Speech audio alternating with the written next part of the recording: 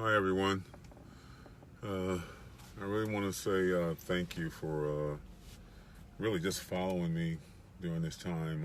It's been great, and the response has been great. And, you know, I really love what Chicago basketball is. Um, it's absolutely incredible. Um, and you're so knowledgeable of different points in time when basketball has made different strides here in the city of Chicago, and it's to my vision, to the way I see Chicago basketball. We embedded ourselves as being one of the biggest hot plates for basketball in the world because there's so many that came out of our city. You can start naming them forever. And I want to thank you for letting me be a part of that history. Um, Tonight, I want to go a little further about the transition that happened to me after I found this deep inner competitive nature um, to play, and not only to play, but to reach out and try to be the best. And trying to be in the best, the way I found myself reacting is that I was in Chicago named kind of gangster at it. You know, I went at it really in a take no prisoners type of way. And in doing that, I developed, what you would call it, I mean, a really demonstrative way of going after things, a really demonstrative way of going after things. And I took no prisoners. I actually took no prisoners. Like I said before, is that my dear friend Eddie Johnson brought it out in me when we played at Ray Myers basketball camp, that, you actually challenged me in a way that I hadn't been challenged. And it brought out something to me where I felt like not just beating you, I wanted to destroy you. And I had never been that way. I always wanted to win, and, I was competitive, but it went to a new level at that point. It went totally to a new level. And like I said yesterday, I kind of liked it. I really liked the way it felt about going after people that way, and I did.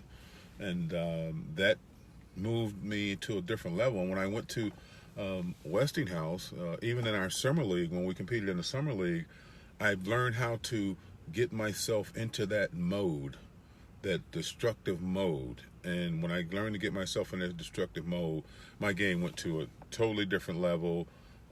I felt like I could compete with anyone, anywhere, anytime. And I sought out people to compete that way.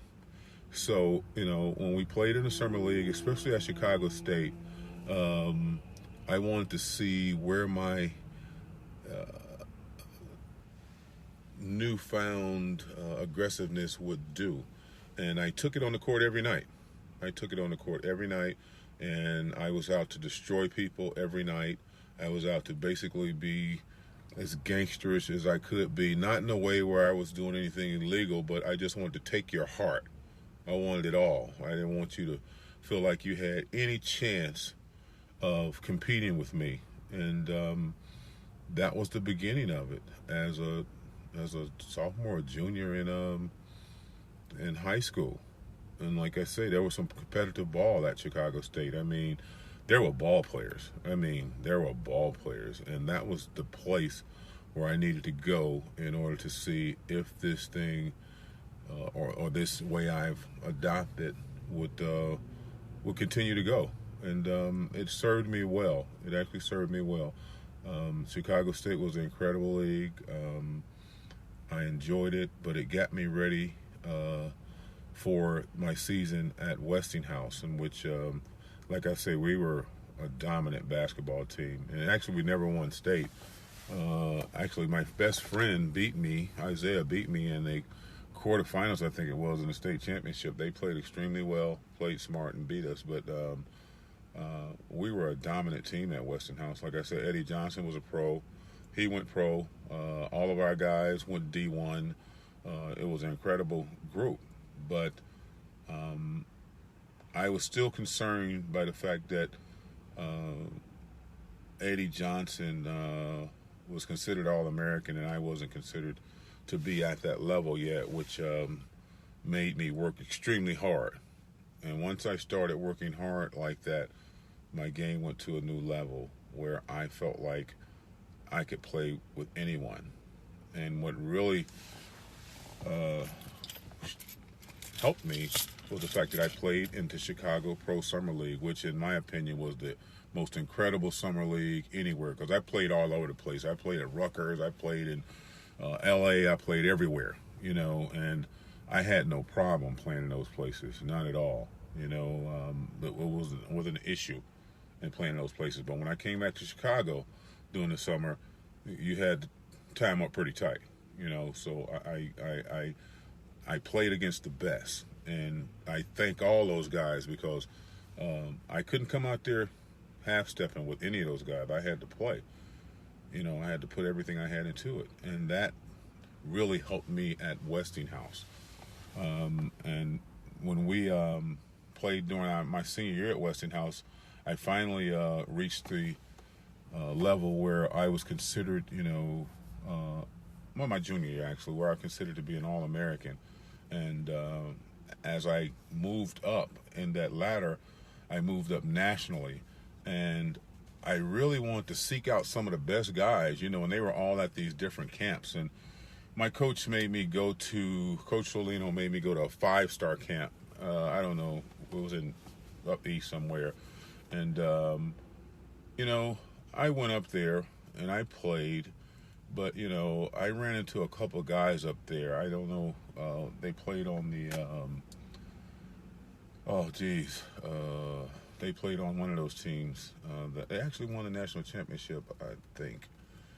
But they were talk a lot of crap, and I wasn't that known. I was on the All-American list, but I was like this. And the monster came out again in me up there. I got there late. You can check this if you want. Probably, I don't know if you can or not. But I got there late. They put me on a team that was 0-3. And nobody knew me, but we had the Buck Williams, a lot of big name All-Americans who supposedly, what they were. And I got to show my demonstrative way in that camp. We were 0-3, and we end up winning the championship. And Hubie Brown was my coach. And when we played, he let me go. And I ended up, after I got there late, we were 0-3. We ended up winning it. And I got to play against so-called best. And frankly, I thought there were guys in Chicago a lot better than the guys that I ran into up there. But, it is what it is. Came back here, and most interesting part about on my way back is that I had 4 schools that I was thinking about visiting. UCLA, Colorado, who else was mine? UCLA, Colorado, was it Kentucky, and I think it was USC. I can't even remember at this time. And Depaul was one of them. So Depaul was a little guy on the screen. But what was amazing when I came back here, I love the fact that I had got such a rapport with Chicago, is that, people didn't want to see me go away to play basketball. I mean, when I got on the bus in the morning, I had the bus driver say, "Hey, you're going to go to Depaul, right?" I had, anyone walking down the street, I go to the store. "You're going to Depaul, right? You're going to Depaul." So in actuality, Depaul did a great job, but it was Chicago that recruited me. I felt so comfortable. I felt so just totally immersed in Chicago basketball that I think everybody thought Depaul was the last on the list, really. But they wanted to see me stay here and wanted to see me play. And I felt, felt really special about that, because I had, probably one of the only athletes that went all the way through being a Chicago kid, public school kid, college kid. I might be the only one that did that, so I felt some kind of way about leaving Chicago, I really felt some kind of way about leaving Chicago. And I know I probably could have had, quote unquote, bigger teams or better teams or that kind of thing. But my heart was here, and the people were here. The playgrounds I played in was here. The officers, the postal workers. My mom worked at the post office, and they gave me a lot of grief about don't leave. So Depaul did a great job, but it was actually the city of Chicago that recruited me. I wish I could just take a snapshot of how many people, wherever I went, was rooting for me to go to Depaul University, and I love Chicago, and that's what happened, is the fact that, I love being here. I just love being here. I love the city. I love everything about it. I bleed Chicago. I just bleed Chicago. There's no way, no ifs, and buts about it. So after leaving Westinghouse, that's what propelled me to attend. And Ray Meyer, I really liked Ray Meyer, but the city, propelled me to commit to DePaul University. And when I committed, it was extremely heart-filling to me, is that I could see no one, I could walk into no one. They were just so glad that I had picked this school in the city to stay and continue to play basketball here, because everybody else had left. Eddie went to Illinois. A lot of guys, well, he was still in the state, but a lot of guys had just, went other places. And then when you look at me, considered to be the #1 basketball player, high school basketball player in the country, and I actually chose DePaul. One of my guys said, you go to the little school under the L. That's what he referred to DePaul, as the school under the L, that you can take the train to my school, So they made a lot of jokes about it, but, at the end it kind of, changed a little bit. But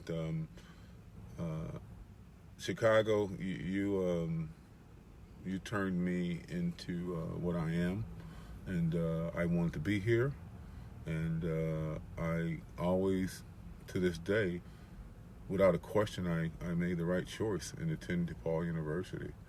I know everybody's going to watch the game, so this is not going to be long, and I think the meat of it is going to come tomorrow when we get into the national picture that existed, because being Mark Aguirre, I'm not always politically correct, and I kind of brought on more of what you call the gangster game.